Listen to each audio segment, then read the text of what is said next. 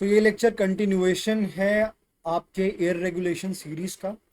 और बेसिकली इस लेक्चर में हम लोग क्या क्या डिस्कस करेंगे वो एक बार देख लेते हैं कि कौन कौन से लाइट डिस्प्ले करना है एयरक्राफ्ट को। ठीक है, जैसे नेविगेशन लाइट हम देखेंगे, एंटी कोलिजन लाइट देखेंगे। तो इनके बारे में थोड़ा सा पढ़ेंगे, इनका कवरेज पढ़ेंगे, देखेंगे कि ये पर्टिकुलर उन कवरेज में ही क्यों है, वो भी थोड़ा सा समझेंगे जो कि इंटरेस्टिंग है। फिर समझेंगे कि सनराइज से लेके सनसेट वो क्या है, और आईएफआर के लिए क्या है, वीएफआर के लिए क्या है, वो भी समझने की कोशिश करेंगे। ठीक है, उसके बाद हम लोग ये भी समझेंगे कि अगर लाइट्स का फेलियर हो जाए, सपोज करो नेविगेशन लाइट का अगर फेलियर हो जाए, तो फिर क्या प्रोसीजर है, फ्लाइट प्लान रूल क्या है, एफपीएल रूल क्या है, वो देखेंगे हम। उसके बाद हम समझेंगे कि एफपीएल का नीड क्या है, क्यों एफपीएल हमें फाइल करना है, वो भी तो पता चलना चाहिए, नीड क्या है, वाई टू फाइल।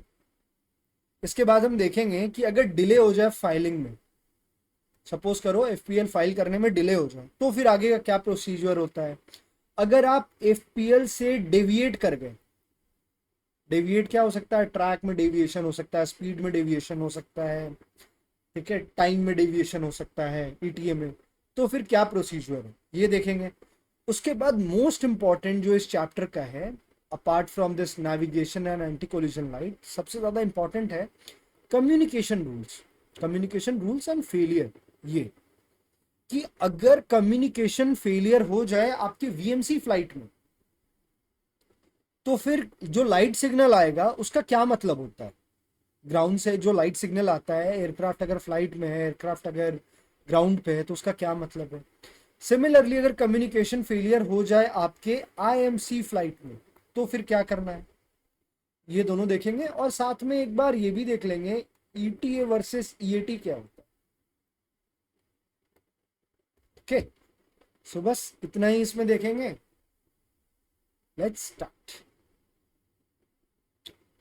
हाँ जी, तो सबसे पहला टॉपिक है lights to be displayed by the aircraft. Lights to be displayed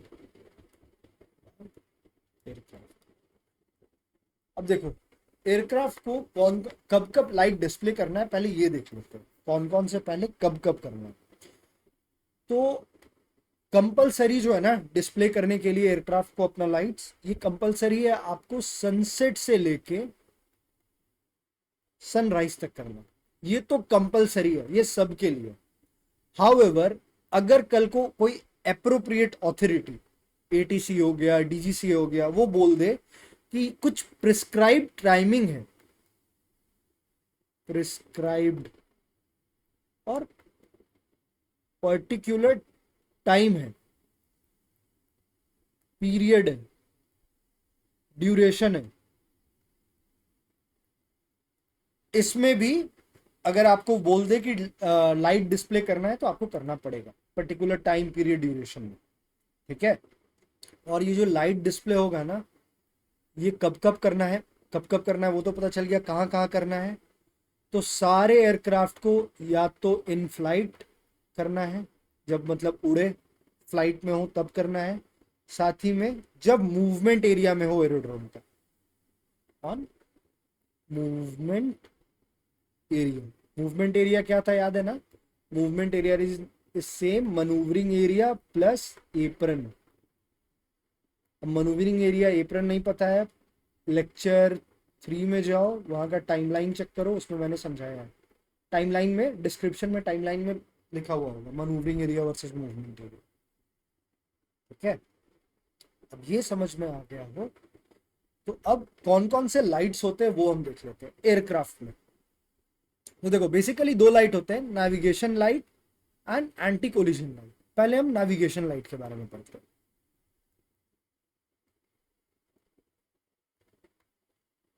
बात आता है कि नेविगेशन लाइट का इंटेंशन क्या होता है, क्यों नेविगेशन लाइट जरूरी है। तो इसका इंटेंशन क्या होता है नेविगेशन लाइट का, कि ये इंडिकेट करता है, indicate relative path of aircraft to other aircraft और ऑब्जर्वर इन फ्लाइट और इन ग्राउंडिंग। ठीक है, मतलब क्या हो गया कि अभी मैं बताऊंगा नेविगेशन। सपोज करो ये आपका एयरक्राफ्ट है, ठीक है, यहाँ पे भी नेविगेशन लाइट होता है, यहाँ पे भी होता है। राइट साइड में आपका ग्रीन होता है, लेफ्ट साइड में आपका रेड होता है। ठीक है, अभी पढ़ेंगे उसको, बट अभी ऐसे ही मैं समझने के लिए बता रहा हूँ।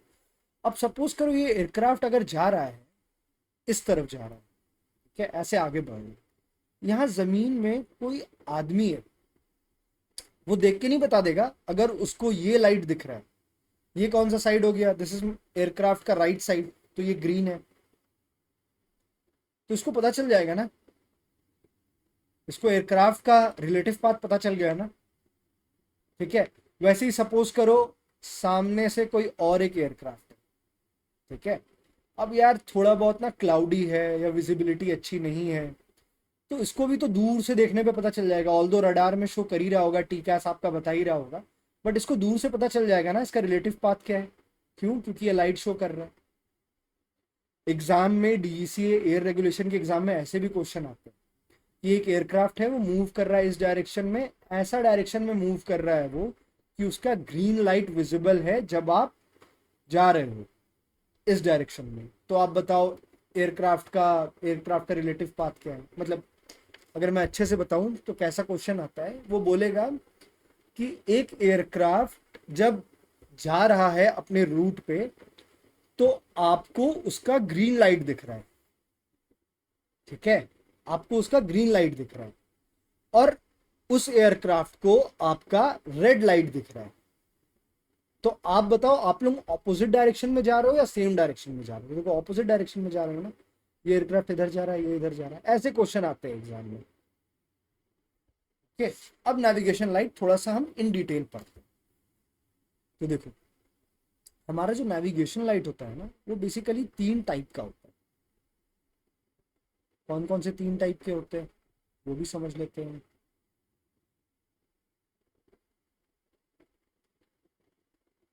ये मेरा एयरक्राफ्ट है अगर, ठीक है, और ये मेरा कौन सा है साइड, ये मेरा स्टारबोर्ड है, स्टारबोर्ड जिसको हम लोग राइट भी बोलते हैं।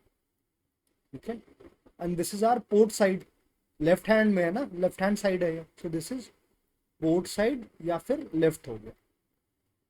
ओके, स्टारबोर्ड में जो आपका नेविगेशन लाइट लगा होता है वो होता है ग्रीन कलर का, और जो पोर्ट साइड लगा हुआ होता है वो होता है रेड कलर का, और जो टेल में लगा हुआ होता है वो होता है वाइट कलर का। ठीक है, मतलब 3 टाइप के मेरे नेविगेशन लाइट हो गए। कौन कौन से लाइट हो गए? 3 टाइप के, ग्रीन हो गए, रेड हो गए, वाइट हो गए। अब इनका कवरेज क्या है? एंगल ऑफ कवरेज हमेशा याद रखना, बड़ा इंटरेस्टिंग है। देखो एंगल ऑफ कवरेज अगर हम देखा जाए तो ये जो ग्रीन है ना, ये अराउंड 110 डिग्री इसका कवरेज है। सिमिलरली अगर हम रेड का देखें तो रेड का कितना है? रेड का भी 110 डिग्री कवरेज है। व्हाइट का हम देखें तो व्हाइट का कितना है? व्हाइट का मेरा 140 डिग्री कवरेज है। ठीक है, लाइट का। बट कभी आपने सोचा है कि ये 110, 110, 140 क्यों होता है? So I still remember we were some guys, और हम लोग ना चाइम्स के जो हेड है ना, चाइम्स के जो हेड है सर वाई एन शर्मा, उनसे हम लोग मिले थे। ठीक है, तो वो हमें कुछ समझा रहे थे, तो उन्होंने बोला कि हैव यू एवर थॉट कि angle of coverage navigation light का 110, 110, 140 डिग्री ही क्यों होता है? ये सवाल आपके मन में आना चाहिए। तो उसमें वो बता रहे थे कि ये इसीलिए होता है क्योंकि अगर आप तीनों को ऐड करोगे ना, तो देखो क्या आंसर आएगा, 110, 110, 140, 360 आएगा। तो वो बोल रहे थे जरूरी नहीं है ये 110 ही रहेगा, जरूरी नहीं है ये 110 रहेगा, जरूरी नहीं है ये 140 रहेगा, आप इनको चेंज भी कर सकते हो, बट अल्टीमेटली जब आप तीनों को ऐड करोगे तो 360 ही आना चाहिए। तो फिर 110 हम क्यों लिखते हैं? क्योंकि 110 एक ऐसा नंबर है ना कि ये दोनों का सेम होगा, क्योंकि ये दोनों देखो यार सेम टाइप का ही है ना, दोनों विंग में लगा हुआ है, तो कवरेज ये दोनों का सेम होना चाहिए। अब ये परमुटेशन कॉम्बिनेशन के हिसाब से 360 लाने के लिए मेरे को ऐसे ही करना पड़ेगा, 110 110 140। Okay, got the point. ये सी, ठीक है। सो ये 140 है, इधर 70 है, इधर 70 है। अब ये समझ में आ गया हो तो हम लोग अब एंटी कोलिजन लाइट के बारे में भी पढ़ लेते हैं। एंटी कोलिजन लाइट, ठीक है। अब सबसे पहली बात होता है एंटी कोलिजन लाइट का इंटेंशन क्या है। यार नाम से ही पता चल रहा है इसका इंटेंशन क्या है, अवॉइड कोलिजन, ठीक है। मतलब आपको कोलिजन को अवॉइड करना है,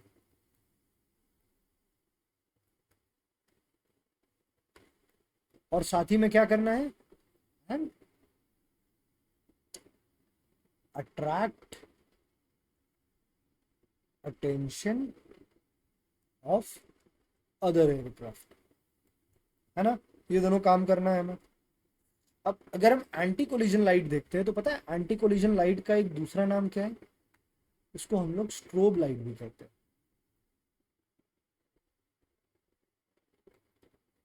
ओके। इसको हम स्ट्रोब लाइट भी कहते हैं। और इसका हम कलर आपको बताए ना, तो इसका कलर क्या होता है, ये रेड कलर का होता है, मतलब रेड कलर ये देता है, और फ्लैशिंग रेड होता है एक्चुअली, फ्लैशिंग रेड कलर, और 360 रोटेट करते रहता है, ठीक है। जितने भी एयरक्राफ्ट है, all aircraft whether in flight, whether in movement area,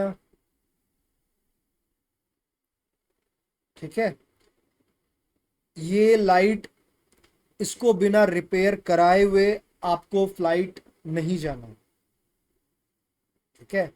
all aircraft in flight और operating in movement area of aerodrome, the light is to be repaired prior to next flight.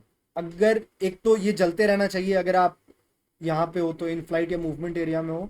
दूसरा, आपको बिना रिपेयर कराए हुए next flight नहीं लेना है, ठीक है। रिपेयर कराना कंपलसरी है, और ये मैंडेटरी है इंस्टॉल करना in India. In India it is mandatory to install anti collision light अगर आपका एयरक्राफ्ट का वेट कितना है, अबव 5700 kg है। 5700 kg से कम है, not at all mandatory. Anti collision light mandatory नहीं है, नेविगेशन लाइट मैंडेटरी है 5700 kg के नीचे। बट 5700 kg के ऊपर हुआ तो मेरा एंटी कोलिजन लाइट भी कंपलसरी है और नेविगेशन लाइट तो कंपलसरी है ही, ये ध्यान में रखो, ठीक है। ये समझ में आ गया तो एक और देख लेते हैं। अच्छा, एक चीज याद रखना कि जितने भी एयरक्राफ्ट ऑपरेट करते हैं ना मूवमेंट एरिया में, जिनका इंजन चल रहा है, मैं बोल रहा हूं अगर एयरक्राफ्ट ऑपरेट कर रहा है मूवमेंट एरिया में, मतलब मैनूवरिंग एरिया प्लस एप्रन, यहाँ पे अगर कोई एयरक्राफ्ट है और उनका इंजन रनिंग है, ऑन है, तो उनको, उन एयरक्राफ्ट को ये सारे लाइट जो अभी मैंने बताया इनको डिस्प्ले करना कंपलसरी है, ठीक है। ये ध्यान में रखने वाली बात थी। अब ये समझ में आ गया तो अब देखते हैं फेलियर ऑफ लाइट।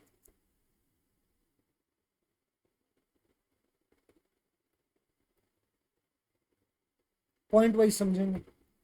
पहला पॉइंट क्या है, अगर पायलट को ये पता चल गया, पायलट अवेयर है कि नेविगेशन लाइट फेल हो गया, if pilot knows that his aircraft's navigation light has failed, तो सबसे पहले वो क्या करेगा, सबसे पहला काम है उसको एटीसी को इन्फॉर्म करना है। ATC is to be inform,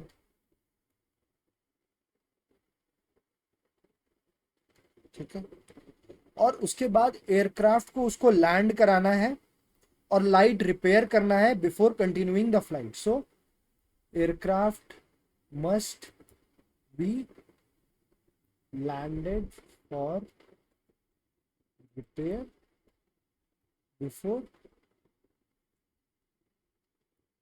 continuing the flight. Okay ये समझने में आने वाली बात थी। ये किसके लिए था? नेविगेशन लाइट के लिए था, याद रखना। अब बात आता है कि अगर एंटी कोलिजन लाइट फेल हो जाए तो देखो, when anti collision light fails and pilot is aware of that, अरे यार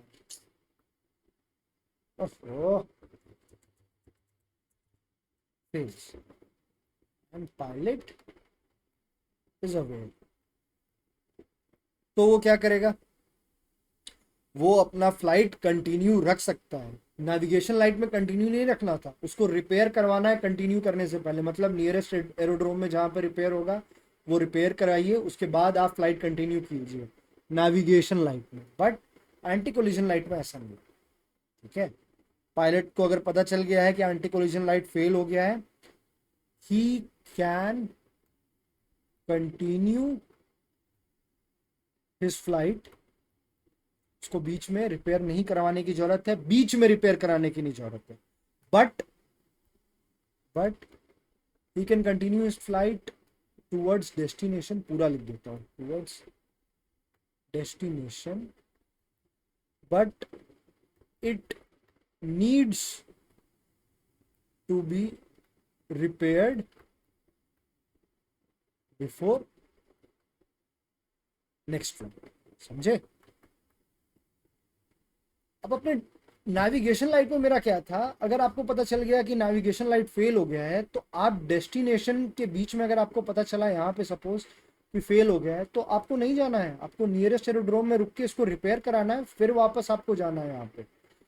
एंटी कोलिजन में ऐसा नहीं है, आप यहाँ से निकले, यहाँ आपको जाना था, बीच में पता चला कि एंटी कोलिजन लाइट फेल हो गया, कोई बात नहीं, आप वापस अपने डेस्टिनेशन चले जाओ। बट जब आप डेस्टिनेशन से नेक्स्ट फ्लाइट कहीं का भी लोगे, उससे पहले आपको इसको रिपेयर कराना है, ओके।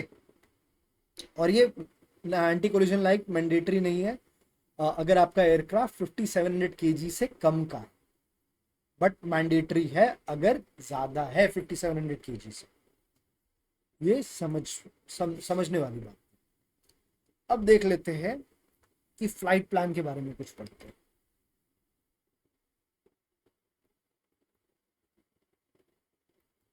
एक्चुअली फ्लाइट प्लान एक पूरा चैप्टर ही है, बट यहाँ पे थोड़ा सा बस अवगत कराना, क्योंकि फ्लाइट प्लान के बारे में हम लोग पढ़ेंगे, डिले विले के बारे में, तो थोड़ा सा यहाँ पे जानकारी रखना जरूरी है। तो देखो, फ्लाइट प्लान फिल कब किया जाता है वो समझ में आना पहले जरूरी है। इंडिया की अगर बात करें, अगर आपका एयरक्राफ्ट 5 नॉटिकल माइल से ज्यादा अगर कहीं जा रहा है, if aircraft is going 5 nautical mile outside, more than 5 nautical mile outside, ठीक है, और above 3000 feet above ground level, तो आपको आईकाओ फ्लाइट प्लान फाइल करना पड़ेगा, फाइल करना है, ओके, करना ही है आपको। अब बात आता है कि फ्लाइट प्लान जरूरी क्यों हो जाता है। हम देखेंगे फ्लाइट प्लान, उसका एक एक कॉलम हम अच्छे से पढ़ेंगे, यहाँ पे बस थोड़ा सा जितना जरूरी का है वो समझो पहले। बात आता है कि फ्लाइट प्लान इतना जरूरी क्यों है, why there is need to file a flight plan. देखो, अगर आपको फ्लाइट के कोई भी पोर्शन में, जैसे आप सपोज करो ए से बी के लिए रवाना हुए, ए आपका डिपार्चर था, बी आपका डेस्टिनेशन था, अगर इसके बीच में अगर आपको एटीसी का सर्विस चाहिए, ठीक है, या तो ए से लेके बी तक में पूरे में एटीसी का सर्विस चाहिए, या सपोज करो आपको बीच में सिर्फ यहां पे एटीसी का सर्विस चाहिए, तो आपको फ्लाइट प्लान फाइल करना होगा। मतलब क्या हो गया, अगर मैं इसको सेंटेंस में लिखूं तो जो अभी समझाया आपको बैक हो जाए, हाँ, अगर इसको सेंटेंस में लिखूं, सो एनी फ्लाइट और it's portion require ATC service, then you must file a flight plan. FPL आपको फाइल करना है, ठीक है। जो अभी मैंने समझाया वही चीज है। दूसरा क्या बोल रहा है? दूसरा बोल रहा है कि अगर एक मिनट बेटा, कोई बात नहीं,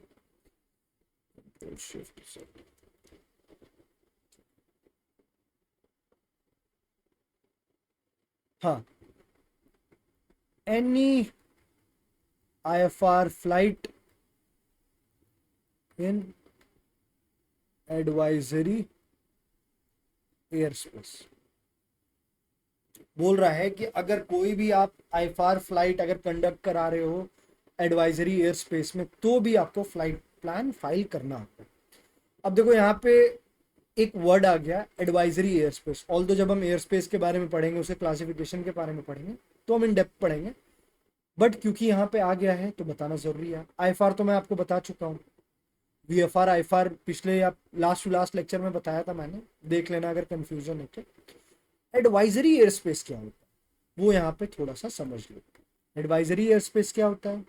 सो यहाँ पे ना ये उन रीजन में यूज होता है, these are airspace used in those regions particularly जहां पे ट्रैफिक डेंसिटी बहुत कम है, where traffic density is low but some IFR operation happens। ठीक है, समझ में आया ना कि जहां पे ट्रैफिक डेंसिटी बहुत कम है बट कुछ कुछ IFR ऑपरेशंस होता है। यहां पे याद रखना फ्लाइट सेपरेशन में ना, चल गया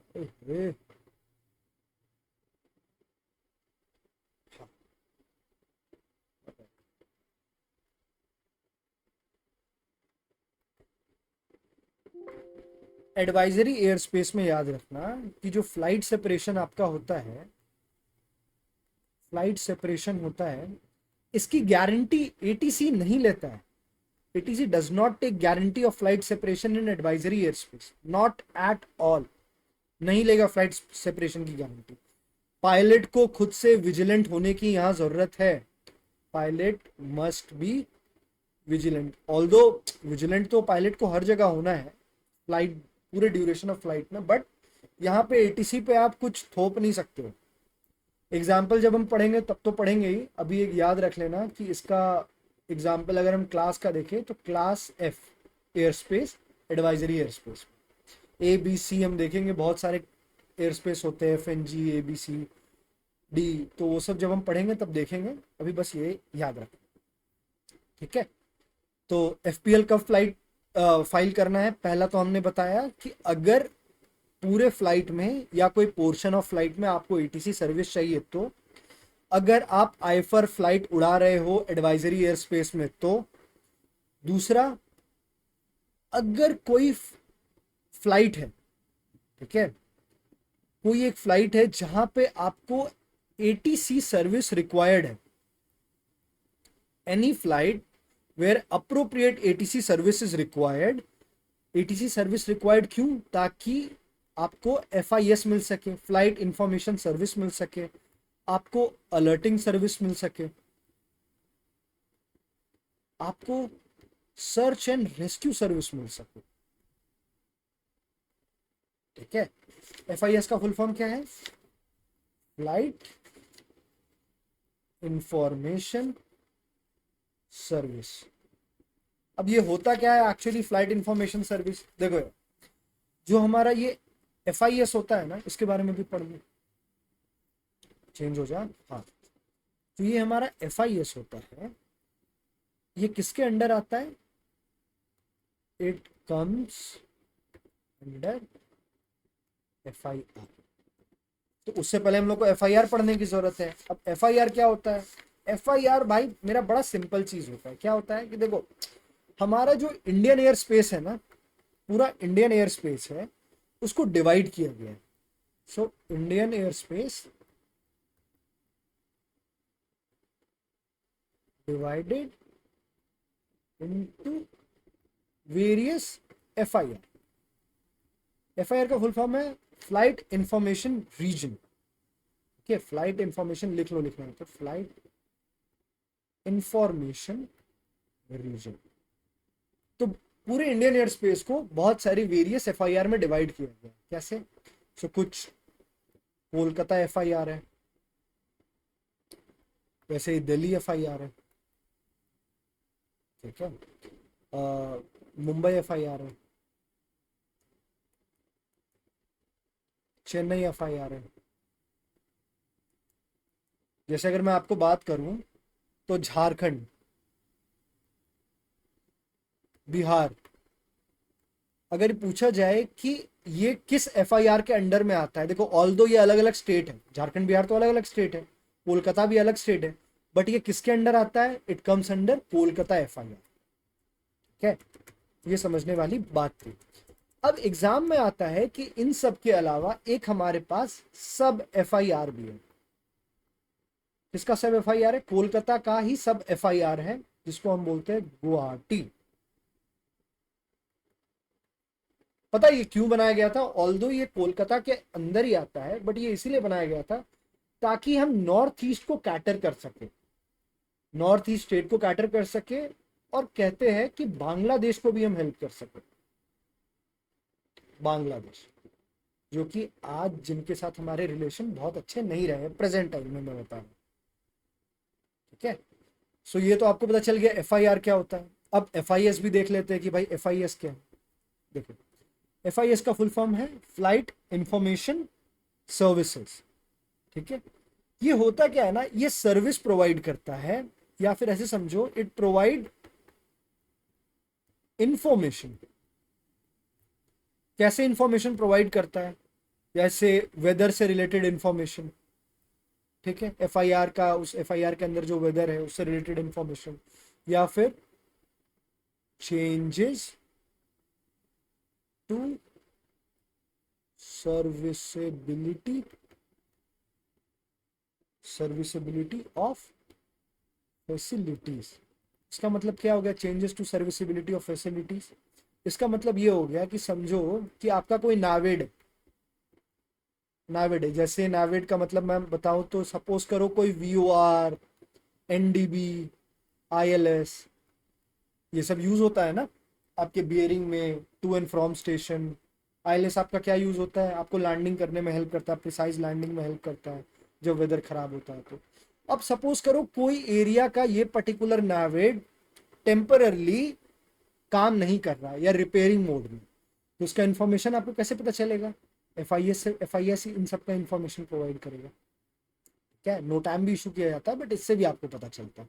सपोज करो कोई रनवे है या टैक्सी वे है, वो अभी रिपेयर में है या अवेलेबल नहीं है, तो उसके बारे में कोई एरोड्रोम है, आपको अल्टरनेट एरोड्रोम चूज करना है, तो सपोज करो कोई एरोड्रोम में रिफ्यूलिंग सर्विसेज नहीं है, रिपेयर सर्विस नहीं है, तो कैसे पता चलेगा? FIS के थ्रू पता चलेगा। ओके, तो ये समझ में आ गया है।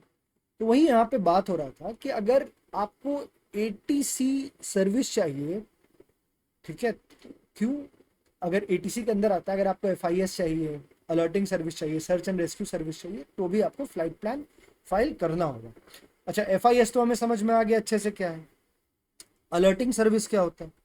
तो देखो, अलर्टिंग सर्विस क्या होता है ना, ये एक सर्विस है जो कि नोटिफाई करता है पर्टिकुलर ऑर्गेनाइजेशन को या अप्रोप्रिएट अथॉरिटी को रिगार्डिंग आपका एयरक्राफ्ट सर्च एंड रेस्क्यू के नीड में है। ठीक है, और ये अलर्टिंग सर्विस कौन प्रोवाइड करता है? ये अलर्टिंग सर्विसिंग आपका FIS ही प्रोवाइड करता है, FIS के अंदर नहीं है। SAR क्या हो गया? सर्च एंड रेस्क्यू सर्विसेज हो गए।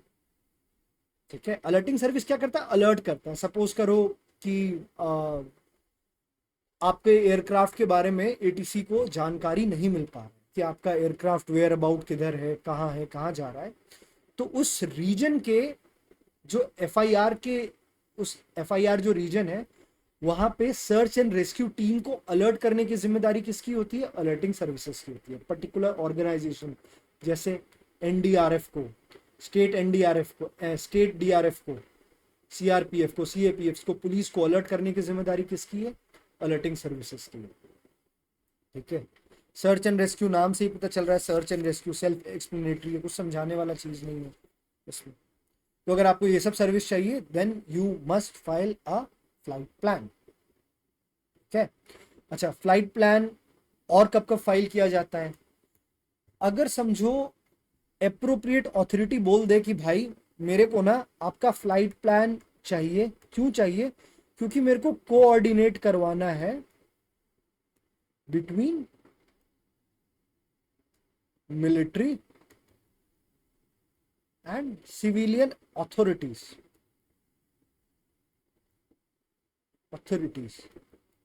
ठीक है, कोऑर्डिनेशन चाहिए। क्यों? क्योंकि वहां पे मिलिट्री एयरक्राफ्ट भी उड़ते हो या उड़ने वाला होगा उस दिन, तो भी आपको एफपीएल फाइल करना होगा। जैसे आप सिल्लीगुड़ी के अराउंड जो एरोड्रोम है ना, क्या नाम है यार उसका, बागडोगरा एयरपोर्ट, बागडोगरा एयरपोर्ट। तो एक्चुअली बागडोगरा जो एयरपोर्ट है वो कम्स अंडर कोलकाता एफआईआर होगी, बट यहाँ पे मिलिट्री बेसिस भी है। तो एक्चुअली में बागडोगरा एयरपोर्ट भले सिविलियन यूज के लिए है बट मिलिट्री बेसिस है यहाँ पे। तो यहाँ पे आप थोड़ा सा भी फ्लाइट, अभी मैं क्या बताया था आपको, फ्लाइट प्लान कब आप फाइल करते हो? इन सब के अलावा अगर आप 5 नॉटिकल माइल बाहर जा रहे हो या 3000 फीट अबव ग्राउंड लेवल ऊपर जा रहे हो। बट यहाँ पे क्या है ना कि ये दोनों के अलावा भी अगर आप 5 नॉटिकल माइल से भी कम बाहर जा रहे हो, 1 नॉटिकल माइल, 2 नॉटिकल माइल भी बाहर जा रहे हो, और अगर आप बागडोगरा एयरपोर्ट के आसपास हो क्योंकि वो मिलिट्री जोन है, तो भी आपको फ्लाइट प्लान फाइल करना होगा। क्योंकि कोऑर्डिनेशन चाहिए मिलिट्री को, उनके एयरक्राफ्ट आते जाते रहते हैं, उनको कोऑर्डिनेशन चाहिए, उनको पता रहना चाहिए। ठीक है, और इनके अलावा कब फ्लाइट प्लान हम लोग फाइल करते हैं? तो इनके अलावा कब फाइल करेंगे? जब आप इंटरनेशनल बॉर्डर को क्रॉस कर रहे हो। ठीक है, चलिए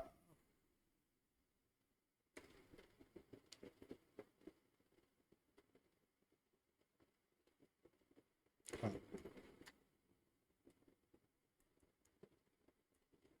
so when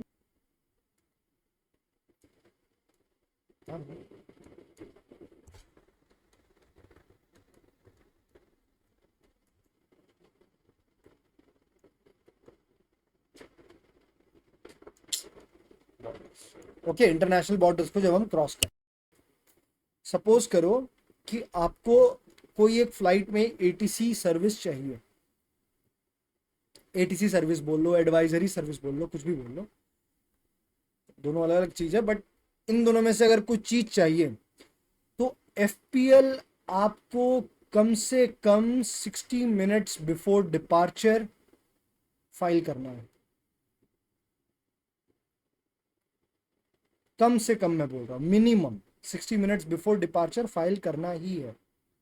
ठीक है, अब आप सपोज करो कि कोई ऐसे पॉइंट पे रीच करने वाले हो, आप ए से उड़े, उड़ते उड़ते उड़ते उड़ते उड़ते उड़ते आपको बी जाना है।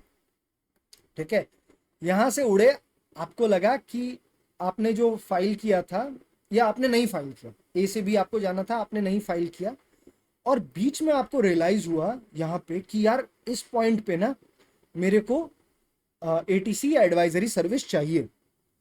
सो इस पॉइंट से 10 मिनट पहले आपको एफपीएल फाइल करना पड़ेगा। ठीक है, मतलब अगर आपको सी पॉइंट पे अगर एटीसी या एडवाइजरी सर्विस चाहिए तो आपको ये एक्स पॉइंट पे 10 मिनट, मतलब सी पॉइंट से 10 मिनट पहले आपका एक्स पॉइंट है, तो इस पॉइंट पे आपको एफपीएल फाइल करना होगा। ठीक है, ये समझने वाली बात। ये समझ में आ गया तो दूसरा चीज भी देखते हैं। दूसरा चीज क्या है कि कितना डिले आप कर सकते हैं फाइलिंग में। हाँ, यहाँ हम बात कर रहे हैं कि आपका फ्लाइट प्लान का वैलिडिटी कब तक होता है, कितना आपके एयरक्राफ्ट के कितने डिले होने के बाद। अच्छा, ये आपको पता है ना, एस्टिमेटेड ऑफ ब्लॉक टाइम क्या होता है? तो देखो, एस्टिमेटेड ऑफ ब्लॉक टाइम को ना हम लोग ईओबीटी भी कहते हैं। ईओबीटी अगर मैं आपको एकदम सिंपल सरल शब्द में समझाऊं तो ये वो टाइम है जब एयरक्राफ्ट अपना पार्किंग स्पॉट को लीव कर देता है। So the time aircraft is expected to leave the parking spot. ठीक है, ईओबीटी क्या होता है? When aircraft is expected to start pushing back और taxiing from the gate to begin the flight. ये आपका डेफिनेशन है जो बुक में लिखा हुआ है। समझने के लिए ये बड़ा सिंपल तरीका है समझने। ओके, सो अब बात आता है कि सपोज करो, एक मिनट इसको थोड़ा मिटा दूंगा, कि अगर कंट्रोल्ड फ्लाइट है, ठीक है, मतलब कंट्रोल्ड एयर स्पेस में है आप, कंट्रोल्ड फ्लाइट है, कंट्रोल्ड एयर स्पेस में, कंट्रोल्ड फ्लाइट ही लिखो, हाँ, कंट्रोल्ड फ्लाइट है, आपने जो भी एफपीएल डाला था, आपने सपोज करो एफपीएल डाला था, एफपीएल में लिखा था कि भाई मैं ना 3:30 में, मतलब 24 आवर्स में लिखते हैं, सो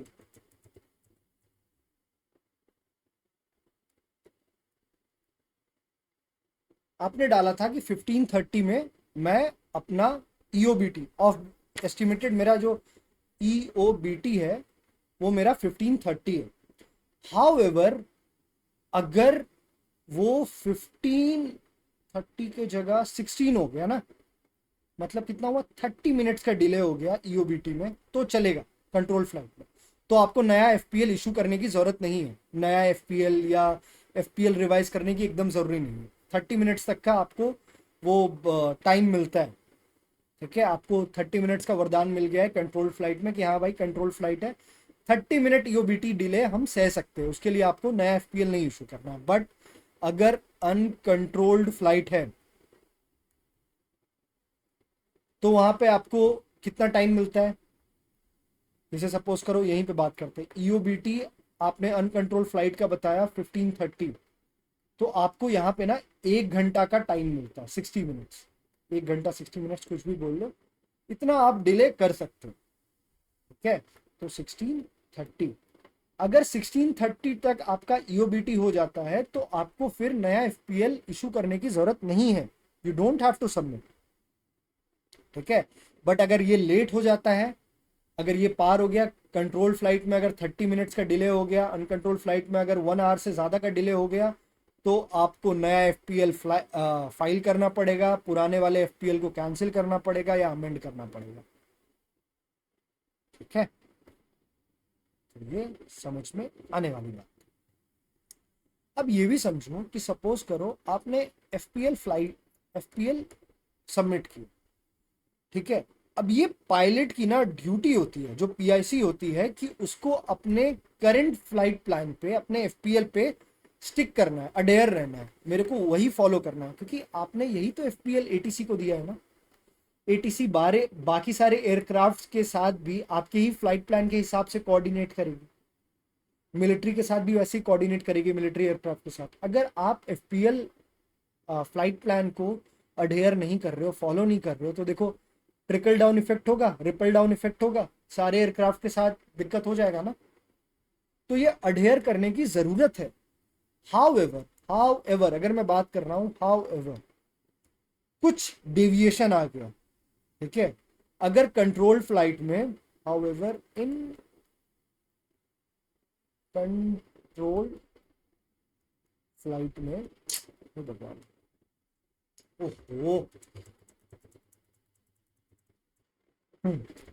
हाउएवर इन कंट्रोल्ड फ्लाइट,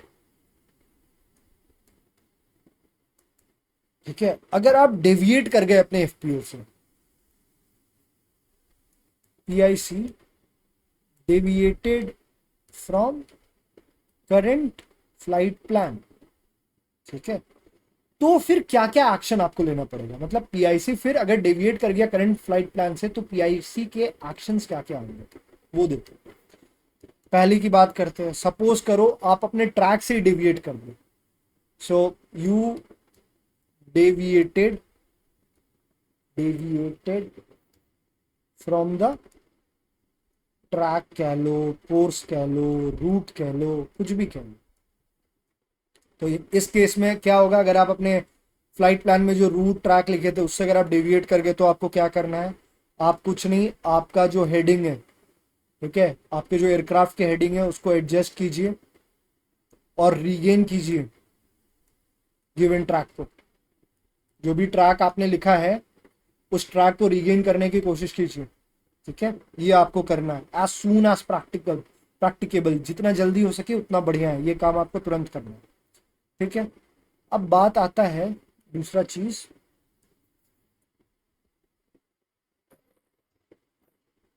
हाँ, अब दूसरा चीज आता है कि सपोज करो आपकी स्पीड में वेरिएशन है, ठीक है। स्पीड में वेरिएशन कैसे आया, कैसे लिखे उसको, हाँ, वेरिएशन इन स्पीड। तो वेरिएशन स्पीड क्या बोलता है कि अगर आपके मैक नंबर में प्लस माइनस 0.02 मैक का अगर डिफरेंस आया है, या फिर अगर आपका TAS plus minus 19 kilometre per hour का चेंज आया है, या फिर अगर मैं बात करूं टैस का ही परसेंट में, तो प्लस माइनस 5% का चेंज आया है या उससे ज़्यादा का चेंज आया है आपके गिवन एफपीएल के हिसाब से, तो आप सबसे पहला आपका ड्यूटी एज अ पायलट ये होगा कि आप पहले एटीसी को इन्फॉर्म कीजिए। ये मैं मोर का बात कर रहा हूँ, अगर प्लस माइनस 0.2 डिग्री से ज़्यादा का चेंज आया, प्लस माइनस 19 किलोमीटर आवर से ज़्यादा का चेंज आया, plus minus 5% of the given task से आप ज़्यादा चेंज किए, तो सबसे पहले ड्यूटी है आप एटीसी को इन्फॉर्म कीजिए और फिर देखिए एटीसी क्या बोलता है, ठीक है। एटीसी हो सकता है आपको बोले कि कोई बात नहीं यार, अब चेंज करना है तो मैं बता रहा हूँ उस स्पीड को फॉलो अप करना है, या फिर जो भी एटीसी बोले, अप्रोप्रिएट अथॉरिटी जो बोले।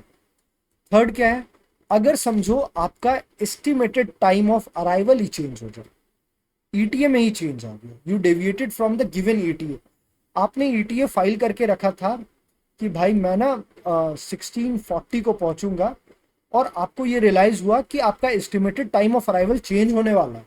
क्यों? क्योंकि आपका वेरिएशन इन स्पीड आ गया, या वेरिएशन इन ट्रैक आ गया था, जो भी deviation in track, variation in speed, कुछ भी कारण से आपका ईटीए में चेंज हो रहा है, तो क्या होता, देखो यार, अगर आपका ईटीए में चेंज हो रहा है प्लस माइनस 2 मिनट्स, मतलब 2 मिनट से कम या ज्यादा का चेंज हो रहा है, तो आप एटीसी को इन्फॉर्म करोगे, you have to inform ATC, ठीक है। अच्छा, कभी कभी ना डीजीसीए एग्जाम में ना आप देखे होंगे कि प्लस माइनस 2 भी आता है, या डीजीसी एग्जाम छोड़ो, आपने बहुत सारे बुक में लिखा देखा होगा, कहीं कहीं प्लस माइनस 2 मिनट्स होता है, कहीं कहीं प्लस माइनस 3 मिनट्स होता है, ठीक है। प्लस माइनस 2 मिनट्स ही अभी सबसे ज्यादा मोर अप्रोप्रिएट है। तो अगर आप डीजीसी एग्जाम में देखो कि प्लस माइनस 2 मिनट्स है एंड ऑप्शन में प्लस माइनस 3 मिनट्स है, तो आप इसको सही मारोगे, प्लस माइनस 2 मिनट्स पे। बट अगर प्लस माइनस 2 मिनट्स अवेलेबल नहीं है ऑप्शन में, तो मोस्ट अप्रोप्रिएट क्या है, प्लस माइनस 3 मिनट। तो ये मैंने दोनों चीज आपको बताया, ठीक है, ठीक है। तो हम लोग कम्युनिकेशन रूल के बारे में भी थोड़ा सा पढ़ते हैं।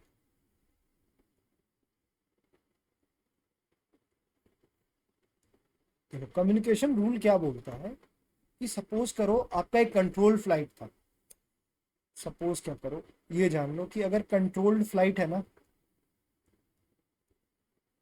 कंट्रोल फ्लाइट है, तो उसमें 2 वे रेडियो कम्युनिकेशन होना मैंडेटरी है, एकदम मैंडेटरी है। यानी 2 वे कम्युनिकेशन का मतलब क्या हो गया कि पायलट बात कर सकता है एटीसी से और एटीसी भी बात कर सकता है पायलट से, दिस इज 2 वे कम्युनिकेशन, ठीक है।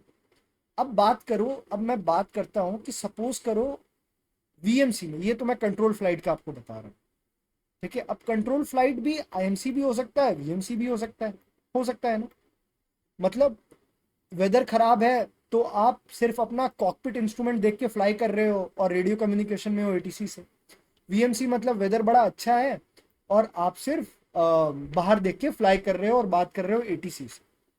मैं ये सपोज करता हूं कि वीएमसी कंडीशन पे आपका फेलियर हो गया communication, communication failure in VMC, तो क्या करोगे आप? देखो यार, कभी भी अगर कम्युनिकेशन फेलियर वीएमसी में हो ना, तो पता है होता क्या है, एटीसी होता है ना, एटीसी टावर होता है, एटीसी जो टावर होता है, यहाँ पे ना कुछ लाइट्स लगा हुआ होता है। ये लाइट्स ना हवा में भी दिखता है और ये लाइट्स नीचे टिल्ट करके ग्राउंड में भी मारा जाता है। हम ये जो लाइट मार रहा है ना, वही समझेंगे कि वो लाइट्स क्या क्या दर्शाता है, क्या क्या बताता है during communication failure in VMC. ठीक है, तो हम पहले एक कॉलम बना लेते हैं कि लाइट सिग्नल, उसके बाद एयरक्राफ्ट अगर इन फ्लाइट है और एयरक्राफ्ट अगर ग्राउंड पे है,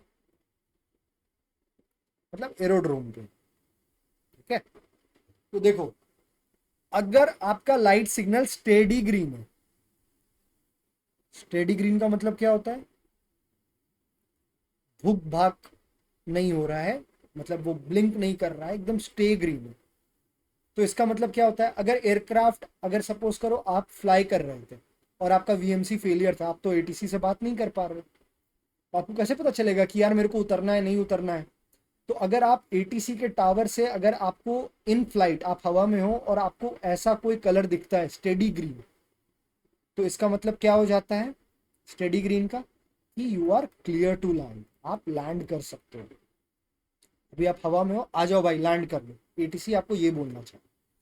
अगर समझो आप ग्राउंड में हो, ग्राउंड में हो और ग्राउंड में आप वीएम कम्युनिकेट नहीं कर पा रहे हो एटीसी से और वीएमसी कंडीशन है, आपको बाहर दिख रहा है, तो ग्राउंड पे अगर समझो आपको लाइट मार रहा है एटीसी और आप देख पा रहे हो और लाइट है अगर स्टेडी ग्रीन, तो इसका मतलब क्या होता है, क्लियर टू टेक ऑफ। ठीक है, ये समझने वाली बात थी। अब वैसे ही समझो कि फ्लैशिंग रेड है, स्टेडी ग्रीन हो गया नहीं, पहले फ्लैशिंग ग्रीन समझो, एक एक कलर फैमिली को हम लोग करके खत्म करते हैं। अब स्टेडी ग्रीन हो गया, फ्लैशिंग रेड क्या हो गया, फ्लैश कर रहा है, ब्लिंक कर रहा है। अगर आप हवा में हो और आपने ये देखा फ्लैशिंग ग्रीन, इसका मतलब क्या होता है कि वापस एरोड्रोम में आ जाओ भाई, रिटर्न टू एरोड्रोम।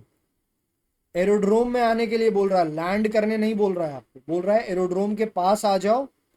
ठीक है, बट लैंड अभी मत करो, क्या करो, and wait for landing clearance, landing clearance का वेट करो, अभी तुम एरोड्रोम के पास तो आ जाओ, बट हम तुमको लैंड करने नहीं बोल रहे। ठीक है, अगर ग्राउंड पे ये देखने को मिल गया फ्लैशिंग ग्रीन, मतलब क्लियर टू, हाँ, अगर ग्राउंड पे देखने मिल गया तो उसका मतलब क्या होता है, क्लियर टू टैक्सी। टैक्सिंग आपको बताया था ना मैं क्या होता है, वो क्लियर टू टैक्सी, कि हाँ भाई अब आप टैक्सिंग कर सकते हो। तो ये आपका ग्रीन फैमिली क्लियर हो गया। हम ऐसे ही रेड देखते हैं, फिर वाइट भी देखेंगे। सो स्टेडी रेड। ठीक है, स्टेडी रेड का अगर आप एयरक्राफ्ट आपका फ्लाइट में है और आपने स्टेडी रेड कलर देखा, तो इसका मतलब क्या हो गया कि कीप सर्कलिंग, मतलब एरोड्रोम के ऊपर गोल गोल घूमते रहो भाई, लैंड मत करना, बस घूमते रहो, होल्ड बनाते रहो, होल्डिंग प्रोसीजर कहते हैं उसको, keep circling and do not land. और साथ में क्या इसका मतलब होता है, कभी कभी आप इसके अलावा ऑप्शन में अगर कभी देख लो, ये दोनों ना देखे, ये अगर दिया हुआ हो कि give way to other aircraft, तो ये भी सही है। ठीक है, ये भी कभी कभी ऑप्शन में दे देता है, क्योंकि कुछ कुछ बुक में ये भी लिखा हुआ है, give way to other aircraft and continue circling. अगर आप ग्राउंड में आपको स्टडी रेट देखने के लिए मिल गया, तो स्टॉप, जहां हो वहीं रुक जाओ भाई, एकदम स्टॉप हो जाओ। ठीक है, वैसे ही अगर फ्लैशिंग रेड देखने को मिला, यू सॉ फ्लैशिंग रेड। तो इसका मतलब क्या हो गया, अगर एयरक्राफ्ट फ्लाइट में हो तो क्या बताना चाह रहा है आपको एटीसी, कि भाई अभी लैंड मत करो एरोड्रोम में, एरोड्रोम ना अनसेफ है या क्लोज है, do not land at aerodrome because it is unsafe और क्लोज्ड। ठीक है। और अगर जमीन पे अगर एटीसी आपको ये कलर भेजा, फ्लैशिंग रेड लाइट दिखाया, तो इसका मतलब क्या होता है कि move clear of the landing area, move clear of landing area. भाई लैंडिंग एरिया खाली कर दो, लैंडिंग एरिया से जल्दी निकलो। ठीक है, ये हो गया। अब एक चीज और समझ लो इन सब के अलावा, सपोज करो आपने फ्लैशिंग व्हाइट कलर देखा, फ्लैशिंग व्हाइट, फ्लैशिंग व्हाइट देखा, आप जब हवा में थे, वीएमसी कंडीशन पे थे, एटीसी आपको फ्लैशिंग लाइट दिखाया। फ्लैशिंग लाइट का मतलब क्या होता है कि भाई जैसे ही तुमको ग्रीन कलर दिखे ना, तुम जैसे ही तुमको स्टेडी ग्रीन दिखे तुम लैंड कर जाना। फ्लैशिंग व्हाइट का मतलब है रेडी रहो, be ready to land when you see steady green. ठीक है। या फिर कहीं कहीं आप ये भी देखोगे, ये भी लिखा हुआ रहता है, land at this aerodrome, aerodrome and proceed to apron, कि भाई इस एरोड्रोम में उतरो और सीधा एप्रन में भागो, सीधा एप्रन में जाना।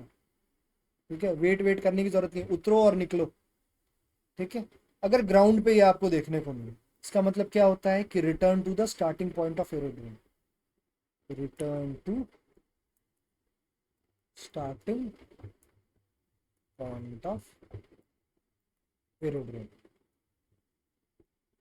ठीक है, ये इंपॉर्टेंट है याद रखना। ये जितने भी लाइट्स बताए काफी ज्यादा इंपॉर्टेंट है, डायरेक्ट क्वेश्चन आता है। अब हम कुछ और देखते हैं। देखो, कभी कभी अगर एयरक्राफ्ट को आप देख रहे हो कि irregular switching on and off of landing light हो रहा है, तो वो क्या बताता है, इरेगुलर स्विचिंग ऑन ऑफ का मतलब क्या हो गया, कभी बचपन में किया है ना, स्विच बोर्ड पे हमने जो स्विचेस था उसको on off on off on off on off on off करके रूम का लाइट बुक बाग कर रहे हो। तो वही irregular switching on and of अगर लैंडिंग लाइट हो तो उसका मतलब क्या हो गया, उसका मतलब हुआ है कि कोई इमरजेंसी है एयरक्राफ्ट को।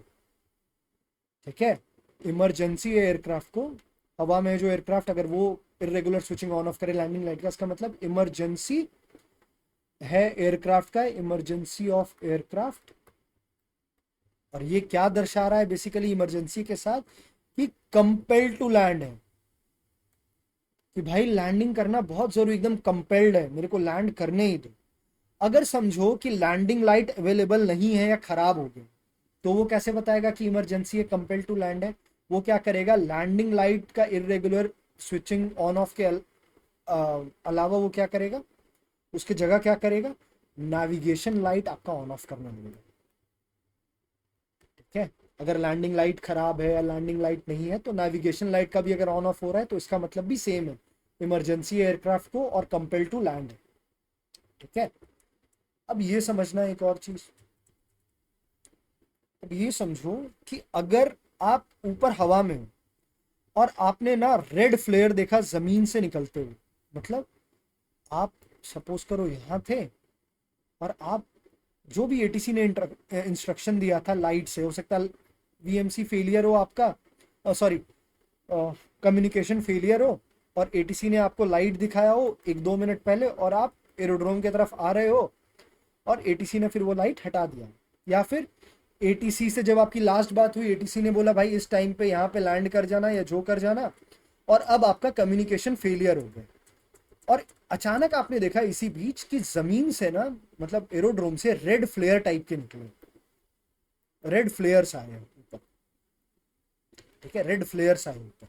इस रेड फ्लेयर का मतलब क्या होता है, एक मिनट इसको मिटा लेंगे। हाँ, इस रेड फ्लेयर का मतलब क्या हुआ, इस रेड फ्लेयर का मतलब हुआ कि जो भी प्रीवियस इंस्ट्रक्शन आपको दिया गया हो एटीसी के द्वारा या लाइट सिग्नल के द्वारा, उसको फॉलो मत करो और अभी लैंड प्लीज मत करो। So do not follow the previous given instruction and do not land for the time being। ये रेड फ्लेयर जब आपको देखने को मिले, ठीक है। अच्छा, एयरक्राफ्ट कैसे बताएगा, सपोज करो एटीसी उसको लाइट मार रहा है, जमीन से लाइट मार रहा है हवा में, तो एयरक्राफ्ट कैसे बताता है कि हाँ भाई, एटीसी को भी तो समझ में आना चाहिए ना कि हाँ एयरक्राफ्ट मेरा लाइट समझ गया है, जो मैंने उसको सिग्नल दिया, लाइट सिग्नल दिया, वो समझ गया। वो करता क्या है ना, अपने विंग्स को रॉक करता है। सो रॉकिंग ऑफ विंग्स,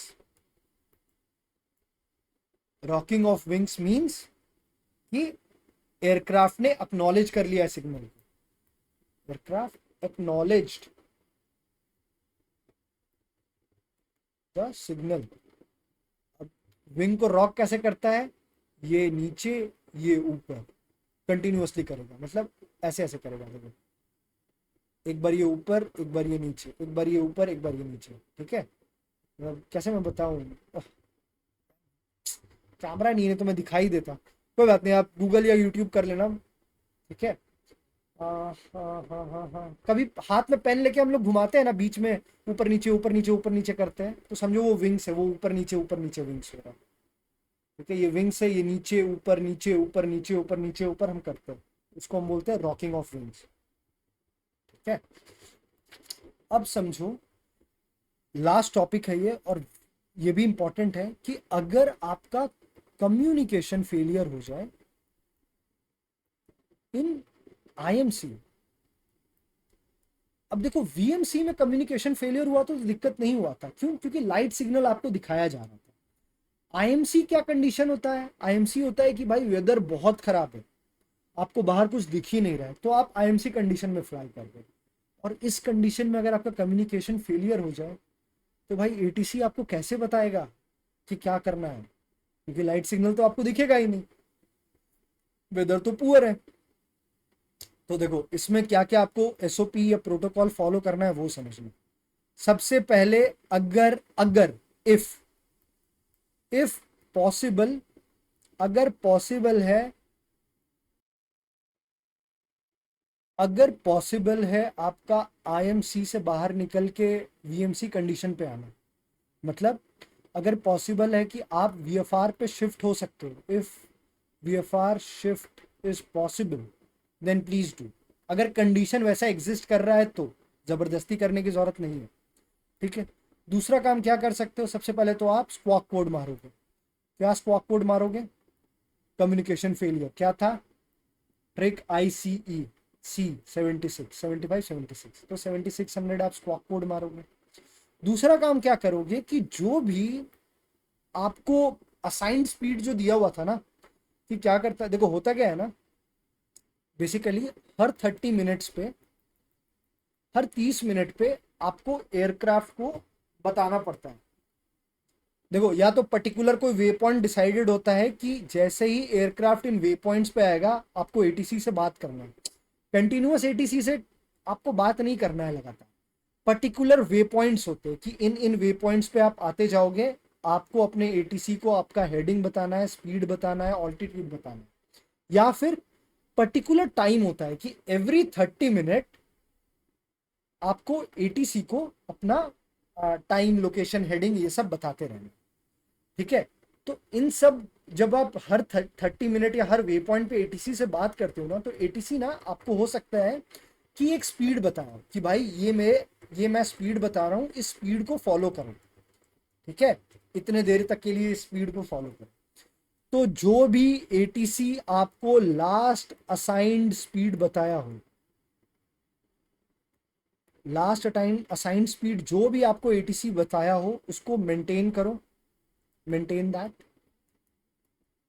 ठीक है, कितने लास्ट असाइंड स्पीड या फिर ऑल्टीट्यूड, ऑल्टीट्यूड मेंटेन करो जो भी आपको एटीसी बताया है, कितने देर के लिए। ठीक है, कितने देर के लिए करना है, करीब 20 से 30 मिनट करना है। ठीक है, और 20 से 30 मिनट के लिए करना है इसको बस। चौथा क्या होता है, चौथा होता है कि आपका, आपने जो एफपीएल अपना फाइल किया था उस एफपीएल के हिसाब से ही आपको आगे प्रोसीड करना है, क्योंकि आपके एफपीएल में सारा रूट वूट लिखा हुआ था, नेविगेशन फैसिलिटी लिखा हुआ था, आपको पता है सब कुछ, तो उसके हिसाब से आप आगे चलते जाओ। ठीक है, एफपीएल के हिसाब से आप आगे प्रोसीड करते जाओ।